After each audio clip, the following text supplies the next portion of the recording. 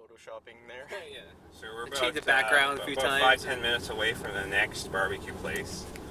Keep in mind, we just consumed about 2 pounds of meat amongst all 4 guys. And I know that doesn't sound like much, but to be honest, like, we had a pretty filling breakfast. Or, well, I felt like it. And then we had pastries afterwards. Oh, yeah. So it was a pretty calorie-filled day. But, so how confident are we in terms of finishing all 3 tonight? I'm willing to give it a go. And the suggestion actually was to have 2 pounds at every single place that we stopped. Just 2 pounds, or was it a pound of each? Pound of each, yeah. So that's like whatever they have. 6 pounds. Whatever they have. Okay. We walk into the last place. Oh yeah, we have 7 different types. Oh crap! Plus beans, plus beans. Plus beans. Okay, what's the penalty if we don't finish all the meat? Pound of beans. Pound of beans. You gotta finish. Oh wait. Anyway, you're sitting there on your computer watching this, and you think that that's pretty easy to do. I could do that. Well, yeah, you could if you didn't really eat anything the entire day. But I'm telling you, you cannot believe how. Address 2509 on right. Thank you. I can't tell you how full I am right now. I would say I'm probably getting there around the 70% full. Like before, like let's say 100% is I'm gonna throw up. 70% is where I'm at already. We still have 2 more venues to go. Potentially 3 if we can drive by another one. I thought Richard said we'd just finish all of it to lay in the buffet. Oh yeah, I forgot about that. That's what I wanted to do. Let's do that. Yeah. I think loser has to go to the buffet. And make 1 round at least. All right, so stop number 2. It's a place called the Barbeque Pit. And as you can see from this sign, pulled pork, pulled beef, pulled chicken. And they are open, unlike the other places we've hit. I think it's more of a sandwich style, but you want to ask without the bread? Yeah, I don't think we're going to do carbs? the bread. No carbs. It comes with it. Carbs. Do it. It comes with it. You gotta do it, is what Danny said. Oh dear Lord. Yeah, well, let's go on. Let's go check it out and see how we can do. Well, they actually have ribs as well, so does that mean we have to do a pound of ribs as well? No, I don't think so. See, we can do. Oh, it smells nice in here. You want to describe the smell that's in here? That's Well, why don't you describe it, Dave? it's like heaven. It smells smoky. Great. So the first thing we noticed in here when we walked in, the smell, is that you actually obviously have burning wood right now. Oh, yeah. What kind of wood do you burn here? Is it a mixture or? I use a mixture of alderwood, apple, cherry. Nice. Yeah. Because this is what they call an indirect pit. Yeah. This pit was built like in the late 50s, early 60s. And you don't see these often. You know what I mean? Because, see, this is the firebox. And then, because you load it up with the wood, I'm going to let that fire get going. Then stoke it up with the wood. But after you get the fire going, then see what happens. Nice. Is that with the ribs and everything here, and the chimney is on this end.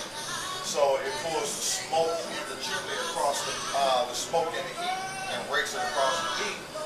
And then it produces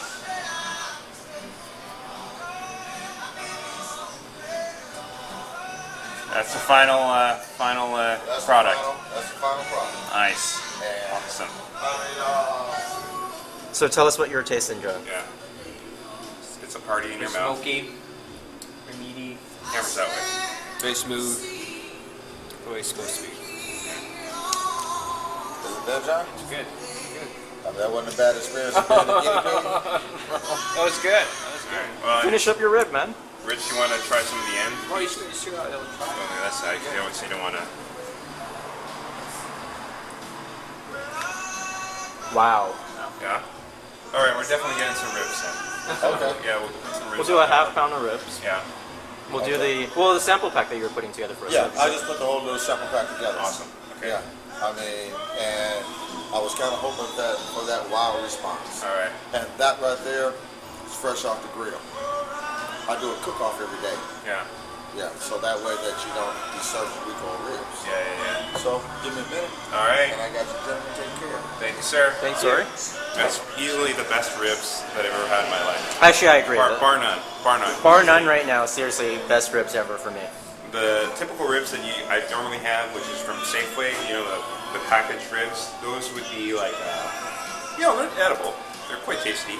A good 5 out of 10. This is definitely 9. I'm reserving the 10 to when I die and go to heaven, but you know, this is definitely. All right, so we're venue number 2, and Rich, can you explain?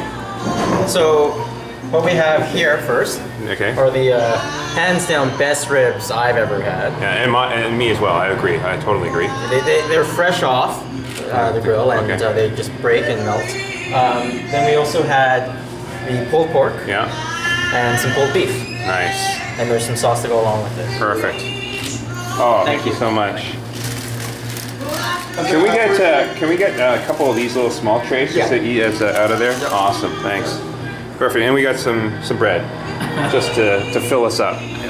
Just so you guys know, it's now 5 o'clock. Yeah. Exactly 1 hour since we've been to venue number 1. Okay. Let's get going. And where's the beans? Hands down, in my opinion at least, best brisket I've ever had, best ribs I've ever had, and I'm not afraid to say it, but I think Pookie's probably ruined ribs for me forever, and I will have to now make the trip down to Seattle if I ever want ribs in the future.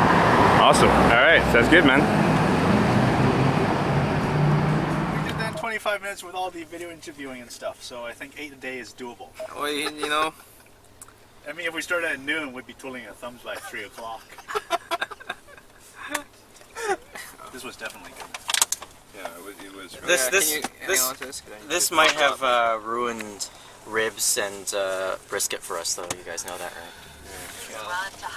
You know what though? I mean, don't get me wrong. I love the brisket here, how it was just so tender. But I actually preferred, personally, the fact how the brisket still kind of held together on the other place. At Max? Yeah. I actually have a preference to the brisket over there. But I think we can all agree at least ribs, though, hands down. Definitely, easily, hands down the best ribs ever. Looks like me and Nexus pass. Because Memphis isn't going to cut it now. Like we were talking in the restaurants earlier about the Memphis Blues in Vancouver, and no slight to the Memphis Blues, but after what we've had today, eating at the Memphis Blues is kind of like going to Han's in Vancouver for Chinese food. And again, no insult to Hans or anything, but I think everyone knows where I stand there. Yeah, I think it's quite clear.